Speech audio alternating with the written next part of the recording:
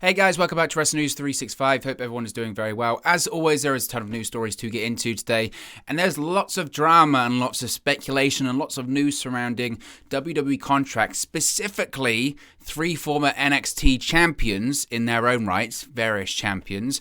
We've heard a lot about Johnny Gargano, we've heard a lot about Kyle O'Reilly, but Kairi Sane as well are all now reportedly free agents because their WWE contract have expired. So, Kyle O'Reilly and Johnny Gargano, we'll get to them first, are reportedly free agents from WWE.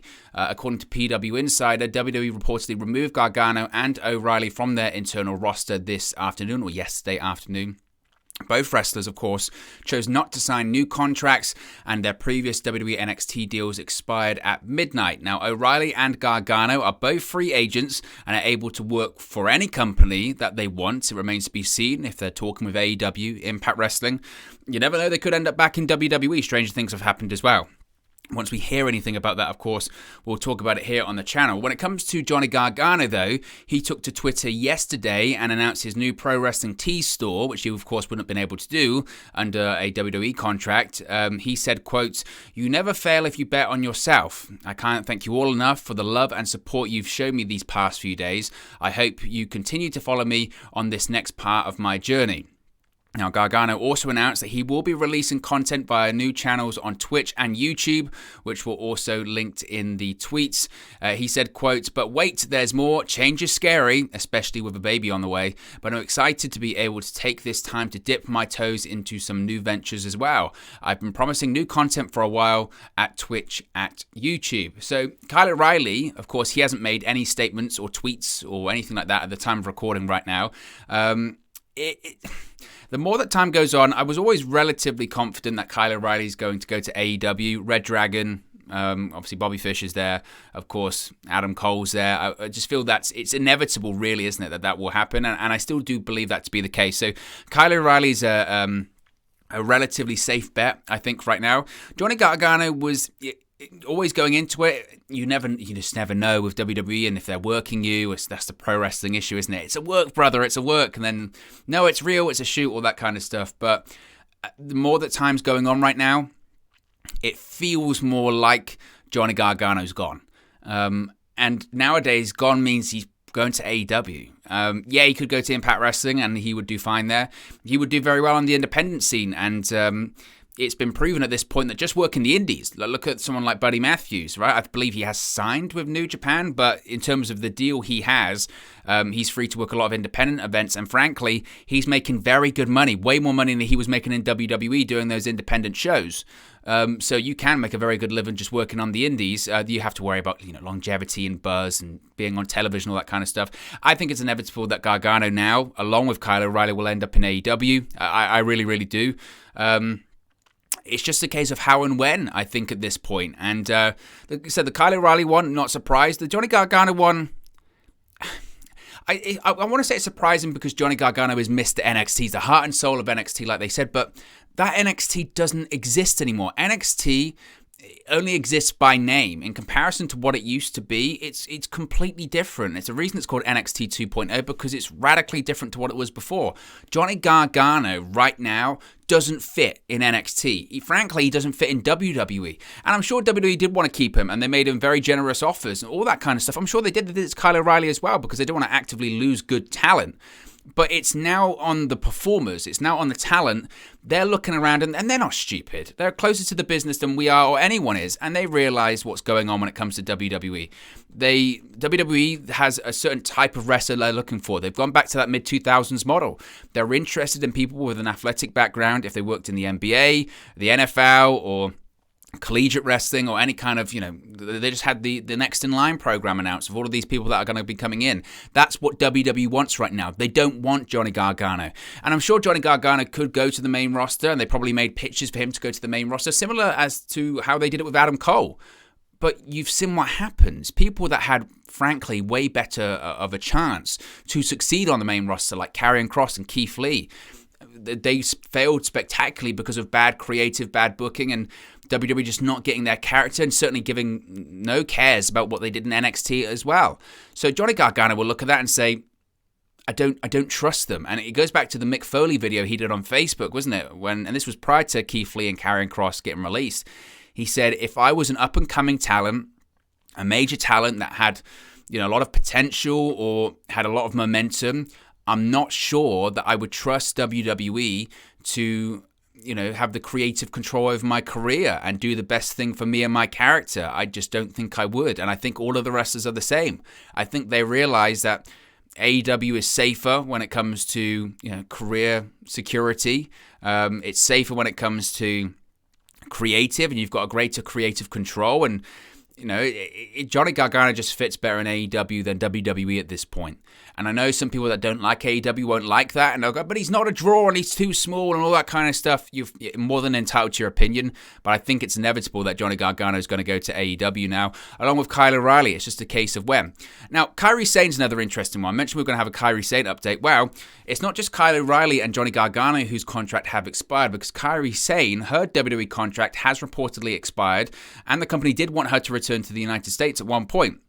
So Sane fueled rumors on her WWE status after removing WWE from her Instagram handle and changing her bio on Twitter and Instagram to bill herself as a former WWE superstar and NXT Women's Champion. Now, it's believed that the Twitter handle will also change once she's able to make arrangements to keep her verification. But in an update, Sane's WWE contract has expired. This is according to the Wrestling Observer newsletter. She is now a free agent. Now, according to the Wrestling Observer newsletter, WWE reportedly wanted to renew Sane's contract and have her return to wrestle, but she did not want to live in the United States right now due to the pandemic. An arrangement where she travels back and forth just isn't possible at this point in time. Now, of course, Kairi Sane, we haven't seen her for a while because she returned to Japan in 2020 to be with her new husband, but continued working for WWE as an ambassador in the country. She also did some Japanese commentary on WWE pay-per-view events, but now her time with WWE has come to an end. It was also noted by The Observer that Stardom wants to bring Sane back, but there is nothing set up in that direction right now. It was reported back in February how Sane had asked WWE if she could work the biggest Stardom event in history, but WWE denied that request. Stardom wanted Sane to work a big singles match, but also gave WWE the option of limiting her to a Legends-themed Battle Royal match. There was no word on why WWE did not grant her permission. Maybe it's because they weren't happy that she refused to return to the United States. Who knows? Either way, it looks like Kairi Sane is going to return to action soon, just not in WWE and not in the United States. And good for her. Good for her. She was used well in NXT. Not great on the main roster for a while. When they had the Kabuki Warriors tag team, that was good.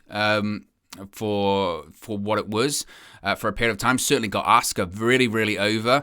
But, good for her. And if she wants to be in the country and she wants to be closer to her husband, good for her. And I'm sure she'll be a massive success in Japan. She's a massive star in Japan, certainly with this exposure from WWE.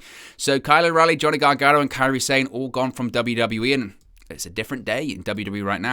Also, what I did want to talk about is the plan when it comes to Brock Lesnar and Roman Reigns. And we know that the match they're having at Day 1 is going to be one of many of a series of matches. Of course, they had one match at Crown Jewel. The second match is taking place at Day 1 for the Universal Championship, and there is going to be another match at WrestleMania. But the WWE Day 1 rematch between Brock Lesnar and Universal Champion Roman Reigns is likely being planned for WrestleMania 38. Now, the plan for the current lanes, I always do that, I always merge them together. The Lesnar and Reigns feud is to feature a series of matches. Reigns retained over Lesnar with the help of Paul Heyman and SmackDown Tag Team Champions The Usos at Crown Jewel in October. Now they will meet once again at WWE Day 1 on New Year's Day. But in an update, word now via the Wrestling Observer newsletter is that WWE Day 1, that match is designed to have a big finish that would leave wrestling fans wanting another rematch.